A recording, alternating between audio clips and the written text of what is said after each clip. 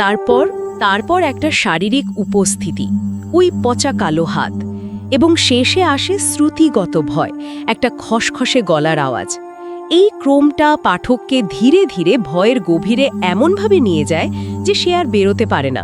গল্পের একটা জায়গায় এসে আমার সত্যি গায়ে কাটা দিয়েছিল, যখন ছেলেটা ওই হাত দেখে দৌড়ানোর চেষ্টা করে কিন্তু পারে না। হ্যাঁ, গল্পে বলা আছে পা দুটো যেন মাটিতে আটকে গেছে, সে চিৎকারও করতে পারে না।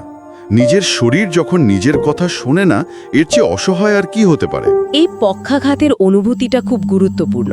এটা আমাদের দুঃস্বপ্নের অভিজ্ঞতার মতো, যখন আমরা দৌড়াতে চাই কিন্তু পারি না, চিৎকার করতে চাই কিন্তু গলা দিয়ে স্বর ফোটে না। ঠিক। বিজ্ঞানে একে স্লিপ প্যারালাইসিসের সাথে তুলনা করা হয়। লেখক এখানে আমাদের সবচেয়ে আদিম ভয়গুলোর একটিকে ব্যবহার করেছেন, বিপদের মুখে নড়াচড়া করতে না পারার ভয়।